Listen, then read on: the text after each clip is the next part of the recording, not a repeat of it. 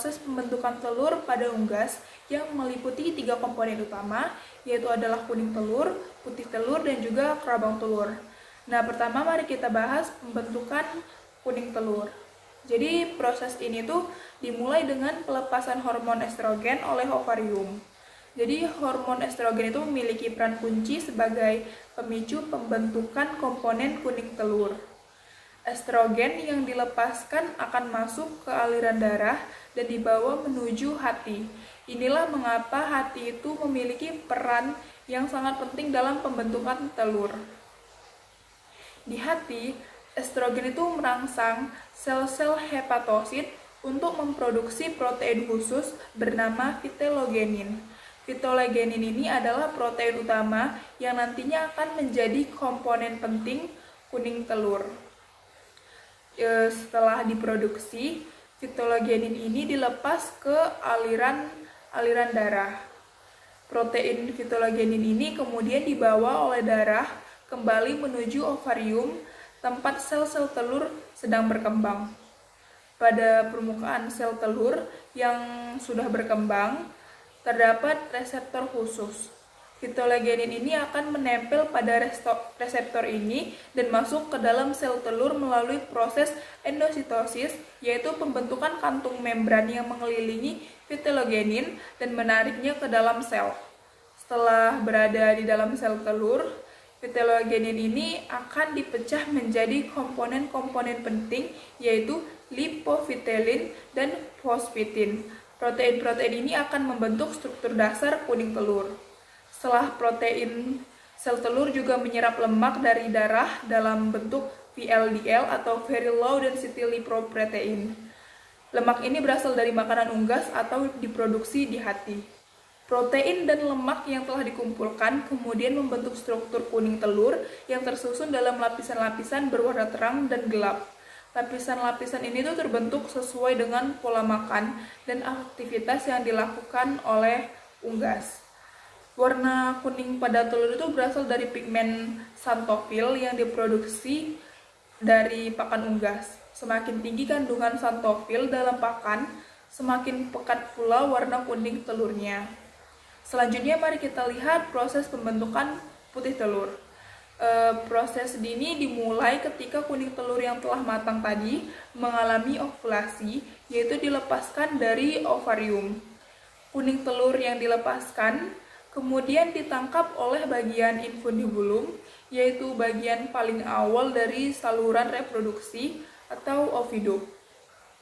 Selanjutnya kuning telur itu bergerak ke bagian magnum oviduk. Magnum ini adalah bagian terpanjang dari oviduk dan merupakan tempat utama pembentukan putih telur. Di dalam magnum, sel-sel sekretoris dipengaruhi oleh hormon estrogen dan progesteron. Hormon-hormon ini tuh mengaktifkan sel untuk memproduksi protein putih telur. Sel-sel magnum memproduksi berbagai protein putih telur yang sangat penting, termasuk ovalbumin atau protein utama putih telur, ovotransferin atau protein pengikat zat besi, ovomucoid atau protein antiprotase, lisozim atau enzim antibakteri, dan ovomucin atau protein yang memberikan kekentalan. Protein-protein ini tuh kemudian disekresikan atau dikeluarkan ke lumen magnum, yaitu ruang dalam saluran magnum tempat telur sedang bergerak. Protein-protein yang disekresikan membentuk struktur berlapis putih telur dengan berkentalan berbeda. Jadi lapisan-lapisan itu meliputi salaziferous yang berada paling dekat dengan kuning telur. Diikuti putih telur kental dalam, putih telur encer tengah, putih telur kental luar, dan putih telur encer luar sebagai lapisan terluar. Yang menarik, sebagian putih telur itu berpuntir membentuk struktur seperti tali yang disebut chalaza. Jadi chalaza ini berfungsi sebagai penstabil yang menjaga kuning telur tetap berada di tengah telur sehingga tidak menempel pada kerabang. Jadi yang terakhir mari kita bahas proses pembentukan kerabang telur yang merupakan tahap paling lama dalam biosintesis telur ini. Proses itu dimulai ketika telur yang telah memiliki kuning dan putih telur memasuki isthmus oviduct. Di isthmus, membran kerabang terbentuk. Ada dua jenis membran yang terbentuk, yaitu membran dalam yang lebih tipis dan membran luar yang lebih tebal.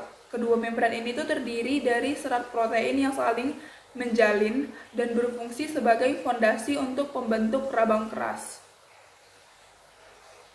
Setelah membran terbentuk, telur bergerak menuju uterus, juga dikenal sebagai kelenjar kerabang.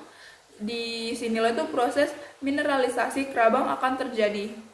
Tahap awal mineralisasi itu adalah persiapan dengan pembentukan mamila. Mamila ini adalah titik-titik awal pengendapan kalsium pada membran luar yang akan menjadi dasar untuk pertumbuhan kristal kerabang. Kalsium yang dibutuhkan untuk pembentukan kerabang berasal dari dua sumber utama, yaitu makanan yang diserap melalui usus dan cadangan kalsium dari tulang meduler unggas. Jika asupan kalsium dari makanan tidak mencukupi, unggas akan mengambil kalsium dari tulangnya sendiri. Ion kalsium tidak bisa begitu saja mencapai uterus, sehingga protein khusus bernama kalbindin berperan sebagai pengangkut yang membawa ion kalsium ini dari darah ke sel-sel uterus dan kemudian ke permukaan telur yang sedang berkembang. Bersamaan dengan penggumpalan kalsium, enzim karbonik anhidrase di uterus mengubah karbon dioksida atau CO2 menjadi ion karbonat. Proses ini sangat penting karena ion karbonat akan bergabung dengan kalsium untuk membentuk kristal kerabang. Ion kalsium dan karbonat bergabung membentuk kristal kalsium karbonat dalam bentuk kalsit. Kristal-kristal ini tumbuh pada mamila dan membentuk dua lapisan utama, yaitu lapisan palisade yang tebal dan lapisan kristal vertikal yang lebih tipis. Setelah kerabang keras terbentuk, lapisan pelindung terakhir yang disebut kutikula disekresikan. Kutikula ini mengandung enzim antimikroba dan berfungsi sebagai pertahanan pertama terhadap masuknya materi ke dalam telur. Pada tahap akhir, pigmen ditambahkan ke kerabang telur. Protoporfirin menghasilkan warna coklat seperti pada telur ayam kampung, sementara biliverdin menghasilkan warna biru atau hijau seperti pada telur bebek atau ayam araucana. Keseluruhan proses biosintesis telur ini membutuhkan waktu sekitar 24-26 jam, dengan pembentukan kerabang di uterus memakan waktu paling lama, yaitu 18-20 jam. Proses ini tuh dikendalikan oleh sistem hormon unggas, terutama estrogen, progesteron, hormon tiroid, dan vitamin D3 yang memastikan pembentukan telur berjalan dengan tepat dan terkoordinasi. Demikian penjelasan saya mengenai proses biosintesis telur. Terima kasih atas perhatiannya.